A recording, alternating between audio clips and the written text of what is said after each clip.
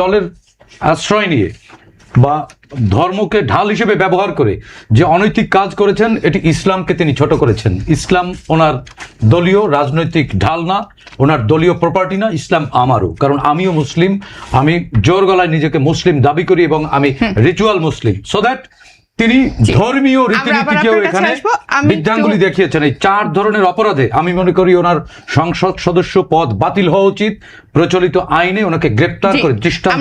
একটি video viral হয়েছে যেটা নিয়ে আমরা কথা বলছি, এই বিষয়টিকে আসলে আপনি কিভাবে দেখছেন? যেই ভিডিওটা ভাইরাল হয়েছে, ভিডিও একটা না কয়েকটা ভিডিও ভাইরাল হয়েছে,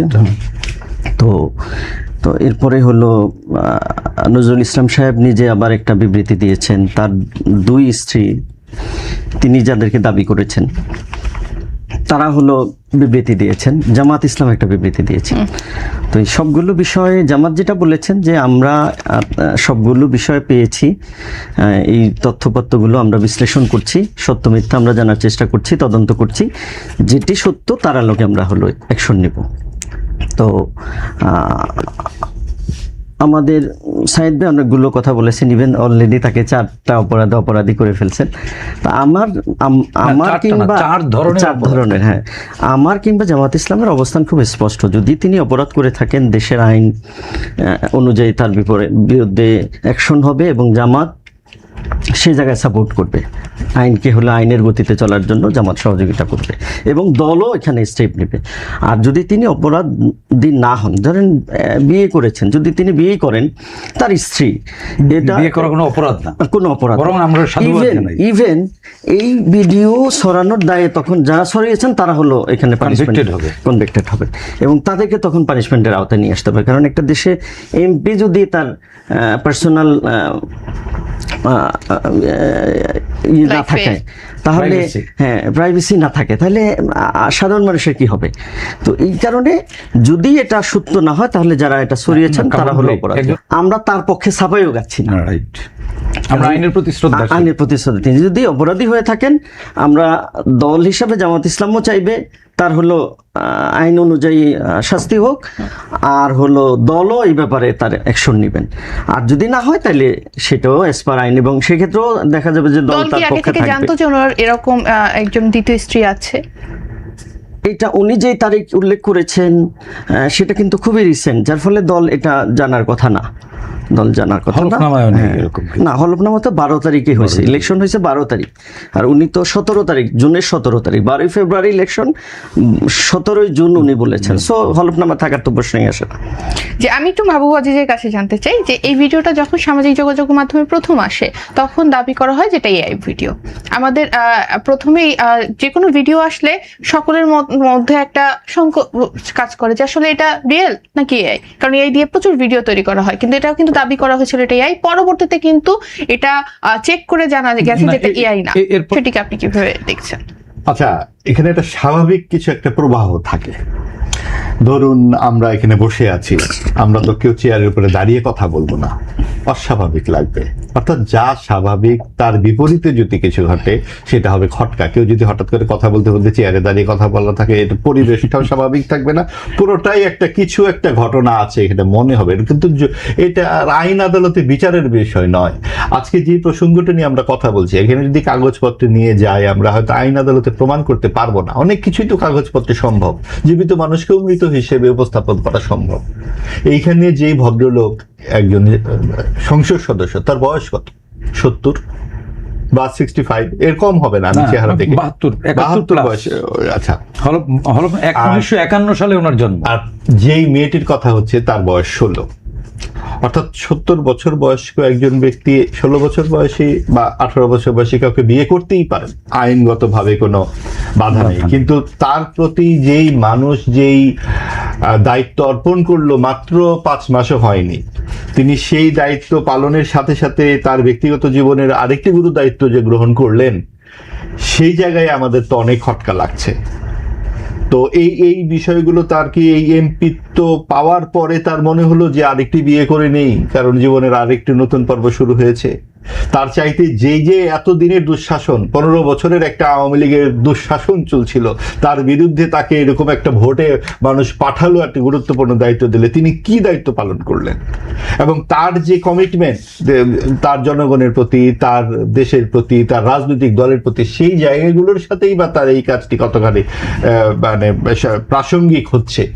এখন এটা আইনের বিষয় যদি হয়, এটা আইনের দিক থেকে আসলে খারাপ কিছু না, তার আরো দুটি জায়গা খালি আছে, তিনি 4টি বিবাহ করতে পারবেন রীতি অনুযায়ী, এবং কাজে এটা নিয়ে কারো কিছু বলবার নেই। তবে ওইখানেই বলবা যে ওই যে বললাম, এখন যদি আমি চেয়ারের উপরে দাঁড়িয়ে কথা বলতে শুরু করি, আপনি বলবেন কেন, এখানে তো আমি বলতে পারি কই, এখানে কোথাও বলা আছে যে চেয়ারে খালি বসেই কথা বলতে হবে? কাজে এই সব বিষয় নিয়ে আইনের মারপেচের বিষয় না, বিষয় হচ্ছে যে রাজনৈতিক নেতাদের কাছে আমরা কি চাই। আমরা যেই জবাবদিহিতার শাসনের কথা বলছি, যে গণতন্ত্র চাচ্ছি, আমাদের যেই মানবাধিকার লুণ্ঠিত হয়েছে, গুম কমিশন তৈরি হচ্ছে না। আপনি দেখুন HRSS এর একটি report, human rights support society গত 2 দিন আগে রিপোর্ট দিয়েছে, এই গত 6 মাসে 56 জন নিহত হয়েছে রাজনৈতিক সহিংসতায়। সেখানে বিএনপি জামাতের কর্মী কিন্তু অধিকাংশ। 56 জন নিহত হয়েছে। মব ও গণপিটুনিতে নিহত হয়েছে 133 জন। আইন শৃঙ্খলা বাহিনীর হেফাজতে নিহত হয়েছে, বন্দুকযুদ্ধে নিহত হয়েছে 11 জন, এবং কারা হেফাজতে মারা গেছে 58 জন। কারা হেফাজতে মারা যাওয়ার কিন্তু কথা নয়, তাদের একটা সাপোর্ট দেবার কথা। সেটা আমরা 4 নভেম্বর 1975-এ দেখেছিলাম, কারা হেফাজতে গিয়ে গুলি করে মেরে ফেলা হয়। এইবারও কিন্তু গুলি করে মারা হয়নি, কিন্তু 58 জন মারা গেছে, তার মধ্যে আবার 15 জন আওয়ামী লীগের কর্মী। বিনা বিচারে যারা আটক আছে তাদের সম্পর্কে কিন্তু আমরা জামাত নেতা বা বিএনপি নেতা যারা বিশেষ করে বিরোধী দল, তাদের কাছ থেকে আমাদের চাওয়া বেশি, কারণ বিরোধীরাই মানুষের পক্ষে কথা বলবে। সেই জায়গায় এই সমস্ত বিষয় নিয়ে কথাবার্তার বাদে আমরা যে এই পরিস্থিতিতে আছি, গণ অভ্যুত্থানের পর কেন মব সন্ত্রাসে 31 জন নিহত হবে, 133 জন নিহত হবে? সেইখানে তারা কথা বলবেন না, তারা কথা বলবেন এই বিষয় নিয়ে। এবং যখন আমরা এই প্রসঙ্গগুলো উঠাচ্ছি, তখন তাদের অনেকেই বলছেন আপনারা বিএনপি শাসনকে প্রশ্নবিদ্ধ করতে চাচ্ছেন, আওয়ামী লীগের আমলে তো এর চেয়েও বেশি লোক মারা গেছে। ভাই, আওয়ামী লীগের আমলে লোক মারা গেছে বলেই তো গণ অভ্যুত্থান হয়েছে, এবং গণ অভ্যুত্থান উত্তর সময়ে তো একজন মানুষেরও অপমৃত্যু আমরা চাই না। কাস্টডিতে একজন মারা যাক, সেটা তো আমরা চাই না। রাষ্ট্র সেই নিরাপত্তা দেবে। রাষ্ট্র যাদের হাত ধরে নিরাপত্তা দিবেন, তারা যদি বিবাহে ব্যস্ত থাকেন, তাহলে কি করে হবে? জি, ধন্যবাদ। আমি একটু সাইদ খানের কাছে জানতে চাই যে আমরা একটি বিবৃতি দেখেছি, সেটা কিন্তু ফেসবুক বিবৃতি, এমন না কোনো সংসদ পাস কিংবা কোনো অথরাইজড। ফেসবুকে একটি বিবৃতি দেখেছি জামাতে ইসলামীর এবং 4 আসনের যে নেতা, জামাত নেতা, ওনাদের যে বিবৃতি, এই বিবৃতিকে কি আপনি যথেষ্ট বলে মনে করছেন? না, আসলে এরপরে আর এই বিষয় নিয়ে আলোচনা করতে গেলে মানে অযথাই সময় নষ্ট হবে। এটা অত গুরুত্বপূর্ণ কিছু না, এটা লজ্জার, আমাদের জাতিগতভাবে আমাদের লজ্জা পাওয়া উচিত এটি নিয়ে। দেখুন, বিবৃতি তো 3-4 বার দিয়েছে। প্রথমে দিয়েছে এআই, এবং কামরুল ভাই আমাদের সহ আলোচক, খুবই ভদ্র মানুষ, তিনি আছেন, কথা বলতেই লজ্জা পাচ্ছি এখানে। হ্যাঁ, নিশ্চয়ই কামরুল ভাই লজ্জিত বিষয়টা নিয়ে, কারণ তিনিও তো রাজনীতি করেন। প্রত্যেকটা মানুষেরই একটা অ্যাম্বিশন থাকে, রাজনীতি তো মানুষ স্বপ্ন নিয়ে করে। কারণ কি, a political leader is a vendor of dream. একজন রাজনীতিবিদের কিছুই দেবার থাকে না, মানুষকে স্বপ্ন দেখায়। এখন ওই মাহবুব আজিজ ভাইয়ের সাথে মিলে যায় কথা, যে উনি বিবাহের স্বপ্নে বিভোর ছিলেন।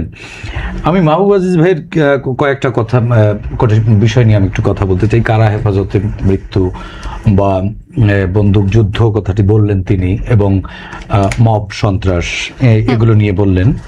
হয়তো আমি এই বিষয় নিয়ে কথা বলাই বেটার মনে করি। হ্যাঁ, এই খাট গরম না মাঠ গরম এগুলোর চেয়ে আমরা সঠিক বিষয়ে আসি। দেখুন, জুলাইয়ের গণ অভ্যুত্থান পরবর্তী সময় আমাদের আকাঙ্ক্ষা ছিল আমরা বৈষম্যহীন একটা নিরাপদ বাংলাদেশ, যেখানে সকল নাগরিকের অধিকার নিশ্চিত হবে, এমন একটা বাংলাদেশের প্রত্যাশা করেছিলাম।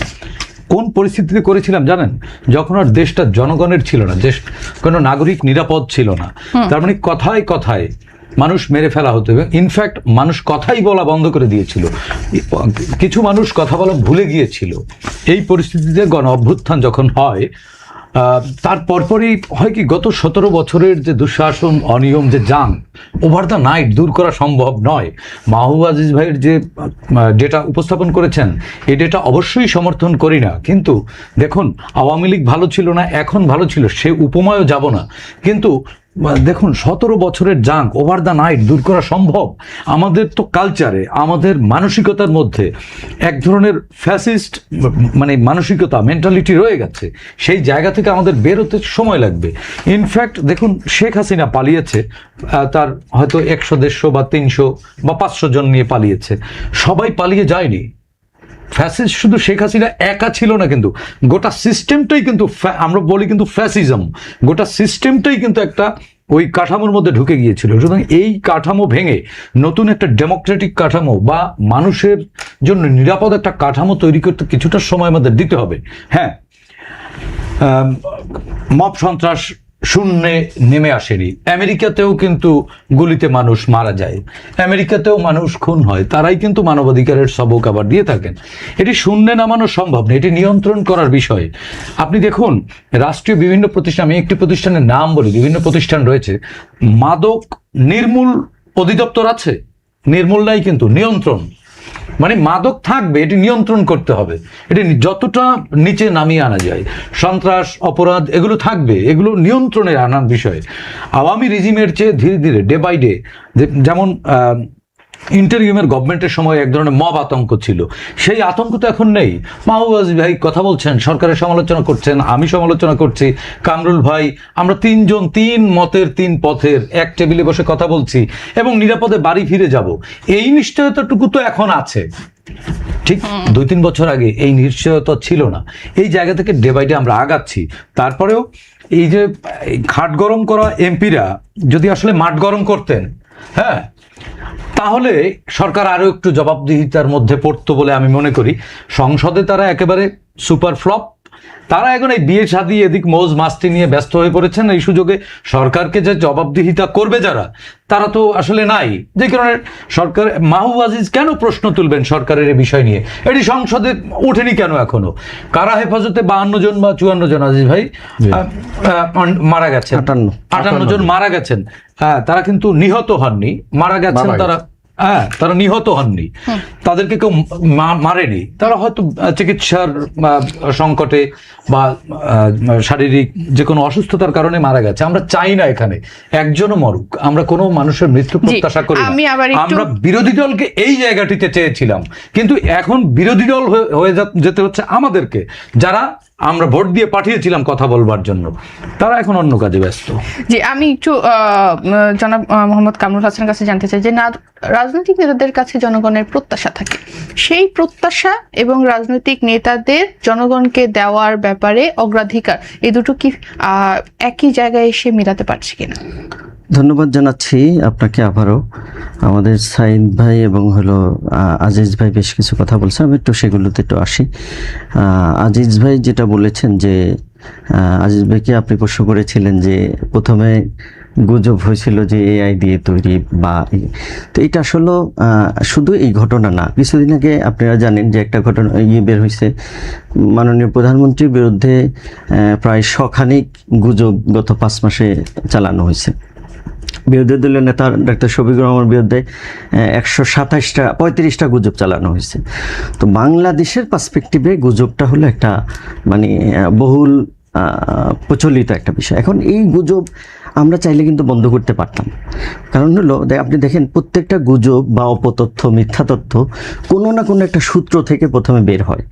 এখন সেই সূত্রটা কিন্তু চাইলে বের করা যায়। কিন্তু এই তথ্যটা তো গুজব ছিল না, কিন্তু এটাকে এআই বলা হয়েছে, সত্য ঘটনাকে আমি বলছি এটা কেন হচ্ছে এটা হচ্ছে এই কারণে যে গুজব সচরাচর হচ্ছে, যার কারণে মানুষ সত্যটাকেও গুজব মনে করছেন, গুজবকে তো গুজব মনেই করছেন। তো এই জায়গা থেকে আমি বলছি যে গুজব প্রোটেকশন করা সম্ভব। যে কোনো যে জায়গা থেকে প্রথম একটা তথ্য আসে, অপতথ্য, অসত্য তথ্য, সেটার মূল সোর্সটা কি, আমরা যদি সেই সোর্সটা বের করতে পারি, তখন কিন্তু বের করে সেটাকে যদি পানিশমেন্টের আওতায় নিয়ে আসতে পারি, তাহলে গুজব কিন্তু বন্ধ করা সম্ভব। কিন্তু এই গুজবের বিষয়টাকে কি ব্যবহার করে সত্যটাকে ঘোরানোর চেষ্টা করা হয় না? না, আমি এটা বলিনি। আমি গজবগুলোকেও গুজব বলে চালানো, এগুলো তো আসলে গজব না। এখন এগুলোকেও গুজব বলে চালানো হচ্ছে। এখন দেখেন যে এই ঘটনাটা কি, এটা কিন্তু এখনো পরিষ্কার না, এটা এখনো তদন্তাধীন চলছে। এবং এটার ব্যাপারে বলছে দ্বিতীয় স্ত্রী, আপনি বলছেন না, উনি দাবি করছেন একটা, আবার মিডিয়া একটা বক্তব্য আসছে, কি বলে সোশ্যাল মিডিয়াতে একটা আসছে, তারপরে দুইটা তো তদন্ত করার বিষয় আছে। তারপর ওনার এই যেটা বলছেন, তারপরে হলো তার স্ত্রীর এই দুইটা মিলে তদন্ত করার ইস্যু নিঃসন্দেহে আছেন আমার। তারপরে হলো কিছুদিন আগে উত্তরবঙ্গে বিএনপির এক নেতা গেলেন, সেখানে আবুল কাশেম নামে থানা সেক্রেটারিকে বহিষ্কার করা হয়েছে। তিনি এখন মুখেও নিতে লজ্জা লাগে এগুলো। তো সেই ঘটনারও কিন্তু খুব যে আলোচনা আপনারা করেছেন, প্রশ্ন করেছেন, না না আমি জাস্ট আমার কথাটা জামাতকে আপনারা প্রশ্নের আওতায় নিচ্ছেন, এটা ভালো নিঃসন্দেহে, কারণ একটা পলিটিক্যাল পার্টিকে আপনারা এইভাবে আওতায় নিবেন, এটা আমি অখুশি হচ্ছি না। তবে আমি চাই যে দুই দলকেই বা অন্যান্য দলগুলোকে সমানভাবে জবাব দিয়ে তার আওতায় নিয়ে আসেন। তাহলে কি হবে, সবার মানে একটা ব্যক্তি ভালো হইলে আসলে দেশ ভালো হবে না। এই যে আমাদের যে লড়াইটা, এত মানুষের শাহাদাত, এই সব কিছু তো পুরো কাঠামো, একটা ব্যবস্থাপনার পরিবর্তন। এখন এই ব্যবস্থাপনা পরিবর্তন হইতে হলে সবাইকে ভালো হইতে হবে, একটা দল একটা ব্যক্তি ভালো হইলে চলবে না, বরং সকল দলকে। দেখেন আজকে বিষয়টা যদি এটা হয়ে সংস্কার ইস্যু আসতো যে জুলাই সনদ কেন বাস্তবায়ন হচ্ছে না, তাহলে কিন্তু আরো হয়তো জাতি উপকৃত হতো। আপনি কি জানেন এই বিষয়ে কতবার কথা বলা হয়েছে? এটাও তো আপনার জানা। আজকেও মানে জুলাই সনদ বাস্তবায়ন হলে কি হবে, মানে আমরা জাতি হিসাবে আরো বেশি উপকৃত হব। কারণ দেখেন জুলাই সনদটা হলে যেটা হবে যে এই যে ফ্যাসিবাদ তৈরি হলো, এটা তো আপনি মনে করেন যে একদিনে তৈরি হয়নি, হ্যাঁ, দীর্ঘ একটা প্রক্রিয়ার মধ্য দিয়ে তৈরি হয়েছে এবং একটা সাংবিধানিক কাঠামো ব্যবস্থাপনার মধ্য দিয়ে তৈরি হয়েছে। এখন সেই জায়গা যদি আগুলো আমরা বন্ধ করতে না পারি, এই যে ক্ষমতার একজনের পাহাড় সম ক্ষমতা ইউজ করছেন, অটোমেটিক্যালি তিনি স্বৈরাচার হয়ে যাবেন। তো সেই জায়গাগুলো যদি আমরা জুলাই সনদটা বাস্তবায়ন করতে পারি, তাহলে একটা চেক এন্ড ব্যালেন্স তৈরি হবে। আপনার কি মনে হয় একজন ব্যক্তির এভাবে একের অধিক বিয়ে করাটাকে সামাজিক মূল্যবোধের জায়গা থেকে, আমি আইনের জায়গা থেকে জিজ্ঞাসা করছি না, একটি সামাজিক মূল্যবোধের জায়গা থেকে এটা কি সংস্কারের প্রয়োজন আছে কি নেই? সে কৃষ্টি কালচার থেকে আসে, সংস্কৃতি থেকে আসে, তারপর ঐতিহ্য থেকে আসে। তাহলে আমাদের ঐতিহ্য তো এর বাহিরে না, ধর্মের বাহিরে না, আমাদের ঐতিহ্য হলো আমাদের সংস্কৃতির বাহিরে না, আমাদের ট্র্যাডিশনের বাহিরে না। সুতরাং এটাকে আমরা যদি বিয়ে হয় তাহলে এটা মানে তিনি অপরাধ করেন নাই। আর যদি বিয়ে না হয় সেক্ষেত্রে আপনাদের মতামত কি? নিঃসন্দেহে সেটা দল ব্যবস্থা নিবে, সেটা দল বলছেই। জি ধন্যবাদ। আমি একটা প্রশ্ন রাখি, ইসলাম কায়েম করতে তাহলে আলটিমেট টার্গেট এই নজরুল সাহেব, আপনি আমাকে শেষ করতে দেন, মানে আপনি প্রশ্ন শেষ করতে প্রশ্নটা করেন। মানে নজরুল সাহেবের আলটিমেট টার্গেট তো দলীয় টার্গেট, নজরুল সাহেব তো দলীয় ইডিওলজি বিলং করেন, এই ইডিওলজি বিলং করে মানে শরিয়া কায়েম করবেন, ওই 3 লাখ মানুষের প্রতিনিধিত্ব করছেন, তো এই কাজটা করে তিনি কি শরিয়াটা কায়েম করতেন বলেন তো? আচ্ছা, এটা আমার জিজ্ঞাসা। প্রথম কথা হলো জামাত ইসলাম মানে নজরুল সাহেবকে 3 লাখ ভোট দিছে, এমপি বানাইছে, এর মানে এটা না যে নজরুল সাহেবকে সংসদে পাঠাইছে ইসলাম কায়েম করার জন্য। একটা জিনিস মনে রাখবেন, ইসলাম কায়েম করতে হলে প্রথমে কনস্টিটিউশন ইসলামাইজড হতে হবে। সেকেন্ড ব্যাপার হইল ইসলামের টোটাল এই যে গোটা একদম ইতিহাস যদি আপনি পর্যালোচনা করেন, শরিয়া কখনো কোনো জাতির উপরে চাপায়া দেওয়া হয়নি। শরিয়া দেওয়া হয়েছে হলো ওই জাতি যখন মানসিকভাবে এবং ওই শরিয়া মানার জন্য সামগ্রিকভাবে প্রস্তুত হয়েছে, তখন শরিয়া সেখানে অ্যাপ্লাই করার জন্য প্রচেষ্টা হয়েছে। তো আজকে বাংলাদেশের প্রেক্ষাপটে কিংবা জামাত ইসলাম এখনো পূর্ণাঙ্গ ইসলামী রাষ্ট্র কায়েম, ইসলামী দলও না, কায়েমের যে বিষয়, মানে বাংলাদেশের মানুষ দেখেন শরিয়া নিয়ে জামাত ইসলামী পূর্ণাঙ্গ ইসলামিক দল না। আপনি আপনার কথার সময় আমি কিন্তু ইন্টারাপ্ট করি না, আপনিও ইন্টারাপ্ট আপনি লিখে রাখেন, আমার শেষে আবার বলেন আপনি যখন সুযোগ পাবেন, ঠিক আছে? এখন বিষয় হলো জামাত ইসলামী তার আলটিমেট টার্গেট কিন্তু এটাই যে বাংলাদেশে তারা দিন কায়েম করবে, এ ব্যাপারে কোনো সন্দেহ। কিন্তু এইবারে জামাত বলেন আমরা দিন কায়েম করবো, আমরা এবার বলছি আমরা সুশাসন কায়েম করতে চাই, আমরা আইনের শাসন কায়েম করতে চাই, আমরা ন্যায় বিচার করতে চাই, আমরা অপরাধীকে পানিশমেন্ট দিতে চাই, আমরা হলো করাপশন মুক্ত করতে চাই, এগুলো আমরা বলেছি। এবং এগুলো বাংলাদেশের সকল মানুষের এক্সপেকটেশন, এবং মানুষ সেই আলোকে জামাতকে ভোট দিয়েছে এবং বিপুল পরিমাণ ভোট দিয়েছে মানুষ। জি, আমি একটু মাহবুব আজিজের কাছে জানতে চাই যে সংসদে কি রাজনৈতিক নেতারা তাদের দায়িত্ব পালন করছেন বলে আপনি মনে করেন? লাখ লাখ মানুষ ভোট দিয়েছে, তো এই সংখ্যা তো আমাদের শুরু থেকেই ছিল যে 3 থেকে 6% বা 7% ভোট কি করে 1 লাখে 36% জামাতের টেবিলে গেল। এটা নিয়ে কিন্তু নানানভাবেই কথা হয়েছে, এবং যখন আমরা এটা বিভিন্ন জায়গায় আমরা কথা বলছি বা বোঝবার চেষ্টা করছি, তখন আমাদের মধ্যে নানান ধরনের সংখ্যায় এসেছে। আজকে যখন এরকম একজন সাতক্ষীরা 4 আসনের এমপি এই ধরনের ধরনের ঘটনায় মানুষের সামনে এসেছেন, তিনি যেখানে গত 5-6 মাসে তার কোনো ইতিবাচক কাজের মাধ্যমে আসবেন, তিনি কোনো রকম গুণগত পরিবর্তন আনবেন রাজনৈতিক সংস্কৃতিতে, তার কোনো আচরণে, সংসদের ভেতরে কোনো যুক্তিতর্কে, সেই রকম কোনো একটি কথা কি আমরা শুনেছি জামাতের কোনো নেতার কাছ থেকে? সরকারকে কোনো রকম প্রশ্ন তারা করতে পেরেছেন, কোনো জবাবদিহিতার আওতায় আনতে পেরেছেন? একটি বাজেট অধিবেশন হলো, আমরা তখন শুনেছি ফ্রিজ, পর্দা, কি ওভেন ইত্যাদি নিয়ে আলাপ শুনেছি, গাড়ি চাই, অফিস চাই, এসব নিয়ে আলাপ।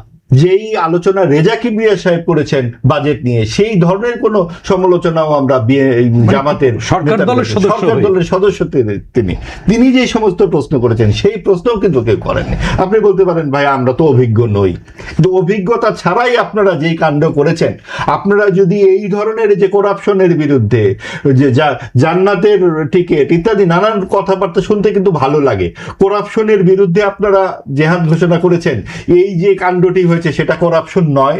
যখন আমরা ভিডিওতে দেখছি একজন জিজ্ঞেস করছেন হুজুর আপনি কোন দলের, এগুলো কিন্তু ভিডিওতে দেখা যাচ্ছে, এবং বলছে ম্যানেজ করে নাও, একটু ম্যানেজ করে নাও। এগুলো তো আগাটি করতে চাইছি না, আমরা তো জানি ব্যাপারটি আসলে কি, এটা তো বোঝাই যায়। একজন 16 বছরের একটি মেয়েকে নিয়ে আপনি এইভাবে, একজন এমপি, তার যে সামাজিক এবং রাষ্ট্রীয় অবস্থান, সেখানে কি এইভাবে গিয়ে তিনি বসে এইভাবে কথা বলতে পারেন? তার দরকার আছে আদৌ? এবং এই যে বিষয়গুলো আসলে কোন জায়গায় আমাদেরকে নিয়ে যায় এবং তাদের যোগ্যতা এবং দক্ষতা, রুচির মাত্রা কোন জায়গায়, সেটাও তো আমরা বুঝতে পারি। আমরা যখন জুলাই সনদ হলে এগুলো হতো না। আমরা আসলে সামাজিক নৈতিকতার যেই জায়গাটিতে আমরা খুবই খারাপ অবস্থায় পৌঁছে গেছি, কারণ আমরা সহিংস আচরণ করি, আমরা বিরুদ্ধ মত শুনতে চাই না, আমরা ভিন্ন মত শুনতে চাই না, তখন আমাদেরকে নাস্তিক আখ্যা দেওয়া হয়, তখন বলা হয় ওনারা ধর্ম মানেন না। ভাই এই রাষ্ট্রে কি শুধু মুসলিমরাই বাস করবে? আর কোনো ধর্মের কেউ বাস করে না? আপনারা যে বলেন দিন কায়েমের দায়িত্ব আপনারা নিয়েছেন, ভাই আমার দিন তো আমার কাছে, আমার বিবেচনা, আমার বিচার তো আল্লাহ আমার সঙ্গে তিনি দেবেন আমাকে, বা আমার চাওয়া পাওয়া তার কাছে।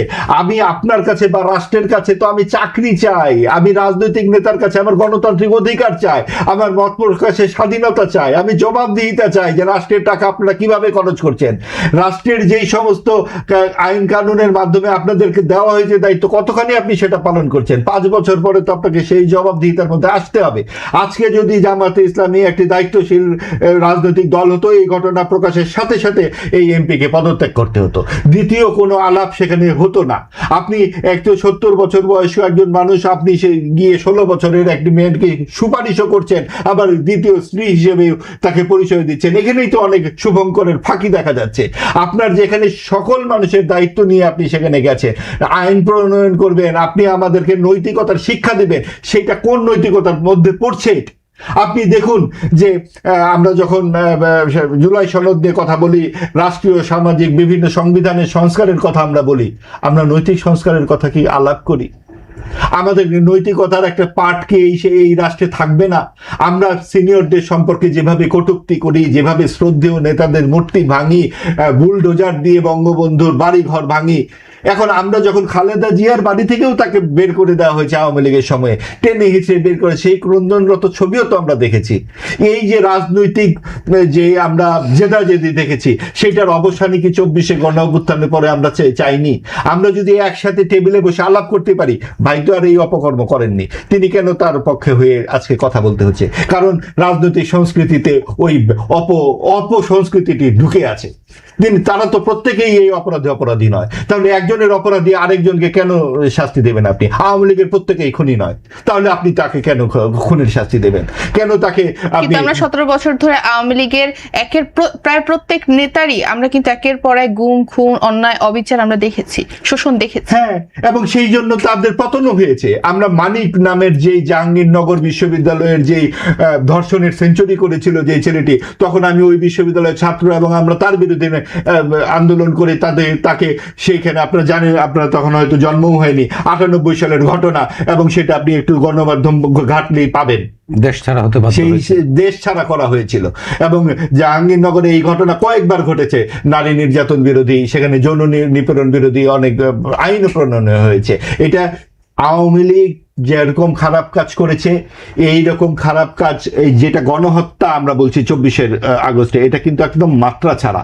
এর আগের যে রাজনৈতিক অপরাধগুলো হয়েছে, হত্যা হয়েছে, 21শে আগস্টেও কিন্তু অনেক বড় হত্যা হয়েছে, 23 জন মারা গেছে, রমনার বটমূলে হত্যা হয়েছে, ব্লগার হত্যা হয়েছে 13 সালে আওয়ামী লীগের সময়ে, হুমায়ুন আজাদকে কোপানো হয়েছে সেটাও বিএনপির সময়ে, এবং 21শে আগস্ট তো বটেই, 15ই আগস্ট হয়েছে, জিয়াউর রহমানের হত্যা করেছে, অনেক বড় বড় রাজনৈতিক ঘটনা ঘটেছে, হত্যাকাণ্ড হয়েছে। কোনো রাজনৈতিক দলই এখানে বলতে পারবে না যে আমার হাতে রক্ত নাই।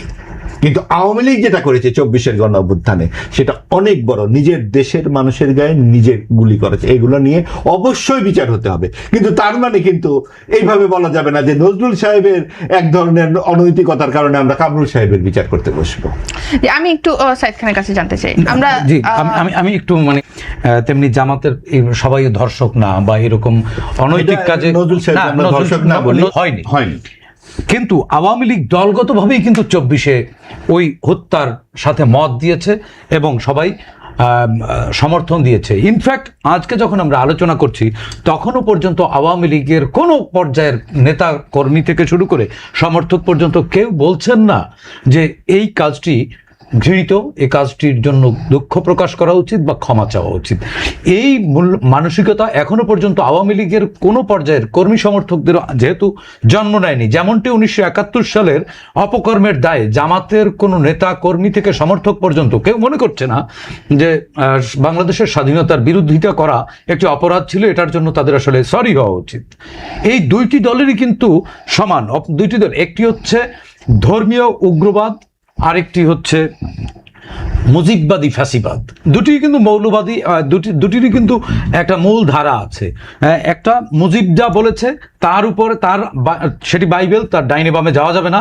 আরেকটি হচ্ছে মওদুদি যেটা বলেছে তারও ডাইনে বামে যাওয়া যাবে না। দুটি মৌলবাদী দল, দুই ধরনের মৌলবাদ, একটা এবং দুটি ফ্যাসিবাদী রাজনৈতিক দল। একটা হচ্ছে মুজিববাদী ফ্যাসিস্ট, আর একটা হচ্ছে মওদুদিবাদী ফ্যাসিস্ট রাজনৈতিক দল। সুতরাং এদের কাছে মাহবুব আজিজ ভাই আপনি ক্ষমা প্রত্যাশা করেন, অপরাধ বোধ স্বীকার করবে, এটি প্রত্যাশা করাটা অমূলক। তার চেয়ে বরং এই সময়টাকে ধরে আমরা সামনে এগোই, যে আমরা আসলে জনগণরাই সিদ্ধান্ত নেই, জনগণই সিদ্ধান্ত নেবেন। এটাই হচ্ছে কথা, জনগণকে সিদ্ধান্ত নিতে হবে। আমি আর উনি মিলে বলে দিতে পারি না যে একটি দলের 3 কোটি বা 4 কোটি লোক অপরাধী। এটাকে জনগণকেই সিদ্ধান্ত নিতে দেন। এবং আমি শেষ করি ভাই, ডক্টর ইউনূসের সরকার যখন একটি নির্বাচন করলো, তখনই যদি এই ভোটটার ব্যবস্থা হতো, তখনই কিন্তু লাল কার্ড দেখিয়ে দিত জনগণ। সেইটা কেন দিলেন না? এত ভয় কেন? ভোটের ভয় পাবেন না। আর জবরদস্তির সমাজ আমরা দেখে অভ্যস্ত। আপনি এই যে বলছেন আওয়ামী লীগের সবাই মিলে খুন করেছে, ভাই 3 কোটি লোক খুন করতে পারে না, এটা আপনি বলতে পারেন, এটা আপনার সমর্থন কাকে বলে? আমি জানি আওয়ামী লীগের অনেকে 24-এর গণ অভ্যুত্থানের রাস্তায় ছিল, আমি জানি। এটা আমি বলছি, আপনি বললে তো হবে না, আপনারটা আপনি বলবেন। আপনি কি আমার কথা আমার মুখে, আপনার শব্দ আমার মুখে তো বসাইতে পারবেন? আমি বলছি যে অনেকেই সেটা আপত্তি করেছে, অনেকেরই সেটা এখন নানান ধরনের সমর্থক আছে। অনেক সাধারণ যে চাকরিজীবী, সাধারণ যে কৃষক শ্রমিক, তারা কি আওয়ামী লীগের বেনিফিশিয়ারি নাকি? এই যে প্রান্তিক মানুষ, আমরা কি গ্রামে যাই না? তারা তো কিছুই, যে এই মূল ধারা রাজনীতির সাথেই তারা সম্পৃক্ত নয়। তারা, ভাই কথা শেষ করতে দিবেন, এই জবরদস্তির সমাজ আমরা দেখে অভ্যস্ত। আজকে যখন এই কথা বলা হবে যে সিনিয়র সাংবাদিক আওয়ামী লীগ আনতে চায় এবং আমরা টাকা খাচ্ছি, দিল্লি থেকে আমাদের টাকা আসছে, টাকা ছাড়া কিছু চলে না।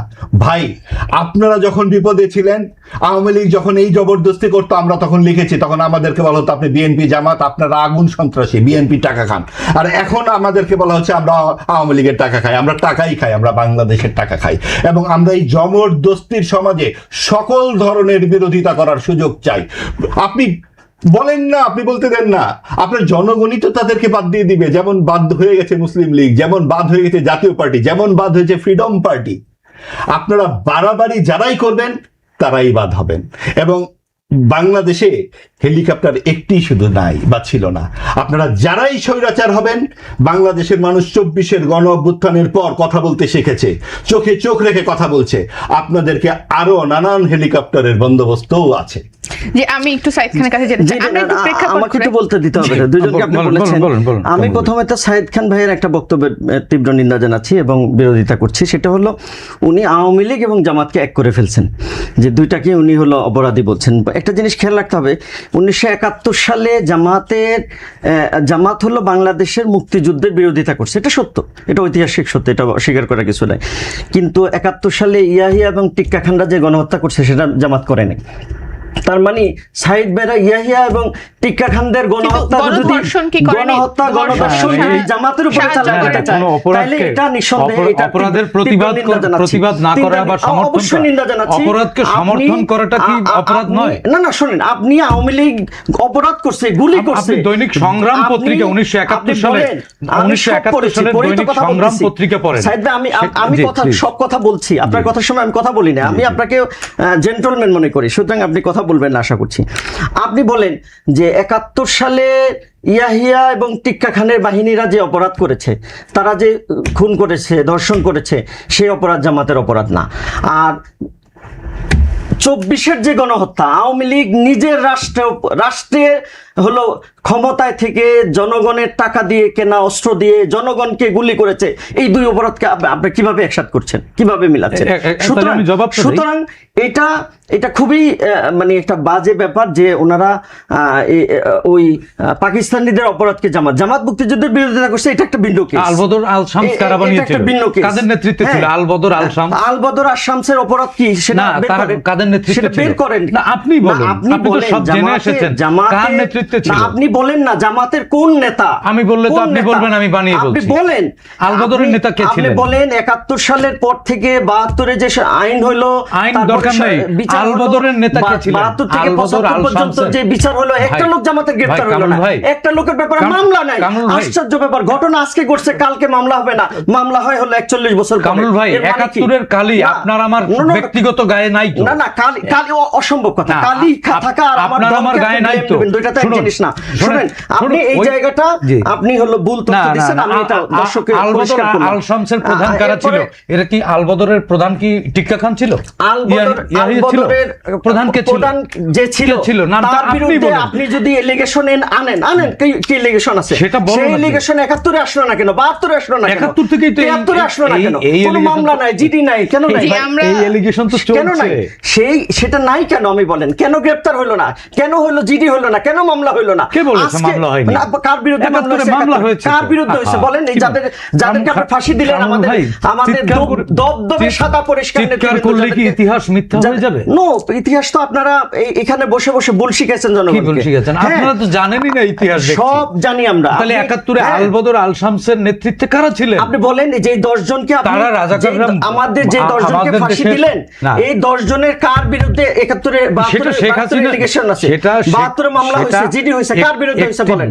তাহলে আমি যদি অপরাধ করতাম আজকে, আমি যদি আজকে, তাহলে আপনি উঠাইলেন কেন? আপনি তো ঠাস করে বলেন আওয়ামী লীগ এবং জামাত হলে একই চরিত্রে, একটা হচ্ছে ধর্মীয় ফ্যাসিস্ট আর একটা হচ্ছে মুজিববাদী ফ্যাসিস্ট। খুবই তীব্রভাবে না, আমি তো এই বিষয়ে আমার কথা আছে তো। এখন আসেন, সিভিল আর্ম ফোর্স সেখানে আত্মসমর্পণ করে, সিভিল আর্ম ফোর্স এই জামাত ইসলামী আলবদর আল শামস 14 ডিসেম্বর বাড়ি থেকে ধরে নিয়ে আপনাদের এই যে মুজাহিদি এবং এই সমস্ত নিজামী, এরা সব ছাত্র সংঘের সভাপতি, সাধারণ সম্পাদক ছিল। এগুলা হিস্ট্রির পার্ট, আপনারা বললে তো হবে না। জিনিসটাকে আপনি হাতে তুলে নেন না। চিফ প্রসিকিউটর তাজুল ইসলাম, সাবেক চিফ প্রসিকিউটর বলেছেন, ম্যানিলা রোপ নিয়ে রেডি আছি, শেখ হাসিনা আসার সাথে সাথেই আমরা ফাঁসি দিয়ে দেব। আপনি কে আমরা বলার?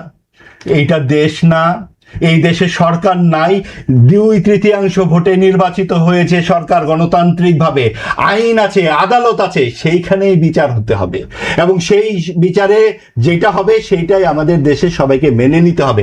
আমরা আইনের ব্যাপারে, আদালতের ব্যাপারে আমরা একমত থাকি। যদি আমরা মব সন্ত্রাস করতে চাই তাহলে যা হবে সেইভাবে এই যে জামাত অস্বীকার করে, সেইভাবে বিএনপি অস্বীকার করে।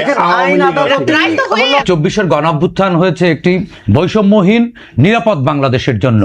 জুলাই সনদের জন্য 24-এর গণঅভ্যুত্থান হয়নি।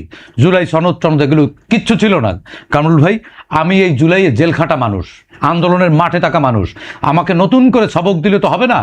9 দফা থেকে 1 দফায় কি করে গেল সবটা আমি জানি। এখানে জুলাই সনদ ছিল না।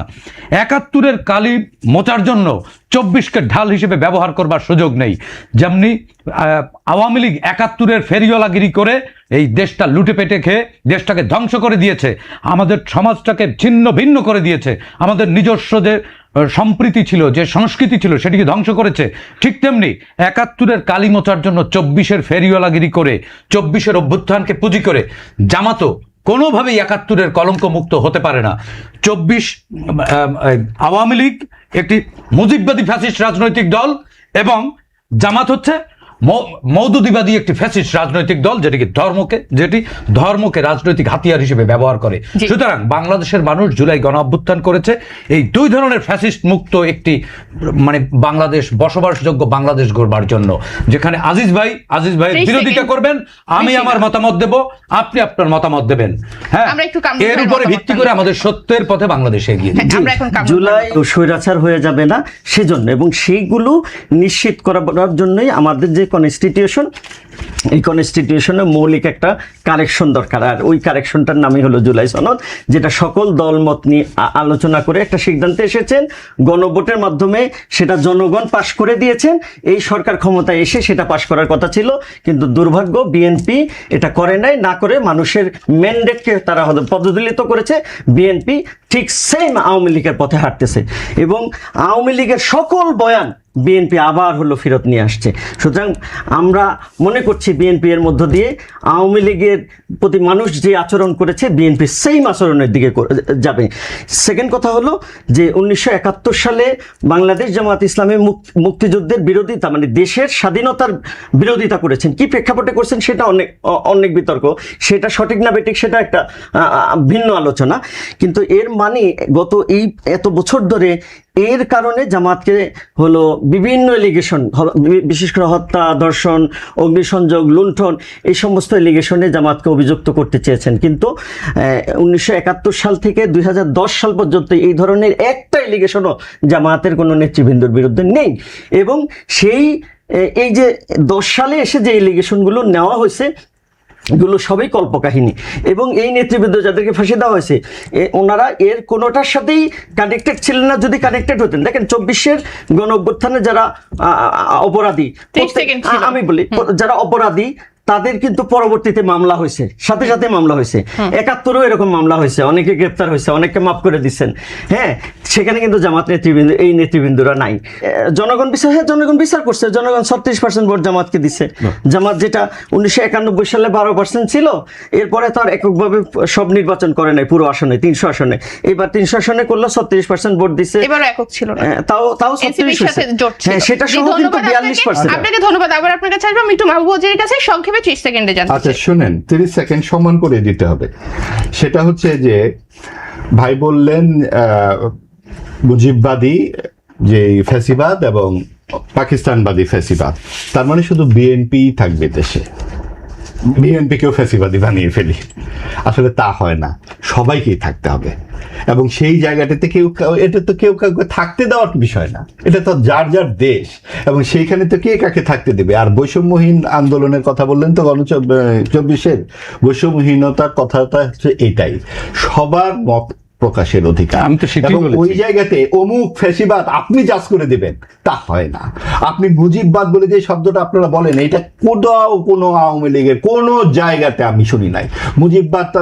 মুজিবের যে 4টা বই, এবং শেখ মুজিবুর রহমানের সময় মুজিববাদ শব্দটি ছিল না। এই নাহিদ ইসলামের কণ্ঠে ছিল বঙ্গবন্ধুর বাংলায় বৈষম্যের ঠাঁই নাই। আপনি শুনতে চাইলে আমি বাজিয়ে শোনাই দিতে পারি। 24-এর গণ অভ্যুত্থানে আমি নিজে ওখানে আমার চোখের সামনে তরুণ ছেলেটির মুখে আমি এটা শুনেছি। তার মানে কি আমাদের সঙ্গে তাহলে প্রতারণা করা হলো না? আপনি গণ অভ্যুত্থানের পরে গিয়ে বুলডোজার দিয়ে বাড়ি ভাঙবেন, আর আপনি প্রথমে স্লোগান দেবেন বঙ্গবন্ধুর বাংলায় বৈষম্যের ঠাঁই নাই। আমরা সেই 71-এর চেতনার কথা যেই বলা হয়, 71-এর চেতনা মানে কি? ভারত হিন্দুত্ববাদী রাষ্ট্র, পাকিস্তান মুসলিম রাষ্ট্র, বাংলাদেশ অসাম্প্রদায়িক রাষ্ট্র। প্রতিটা ধর্মের মানুষ, যেই ধর্মের দুজন মানুষ বা একজন মানুষ, তারও সমান অধিকার থাকবে। এই যে একটা অসাধারণ চিন্তা, সেই চিন্তার স্মারক হচ্ছে বাংলাদেশের লাল সবুজ পতাকা। সেই জায়গায় বসে আপনারা ধর্মভিত্তিক রাজনীতি করতে চান কেন? বিএনপি অবশ্যই মুক্তিযুদ্ধ ভিত্তিক দল। বিএনপিকে কেন আওয়ামী লীগের কথা বলবে? বিএনপিরই কথা বলে, কারণ বিএনপির জিয়াউর রহমানের সময় 15 খণ্ড মুক্তিযুদ্ধের দলিল প্রকাশিত হয়, লেখা হয়, এবং সেখানে বঙ্গবন্ধু সহ সকলের ভূমিকা দেওয়া আছে।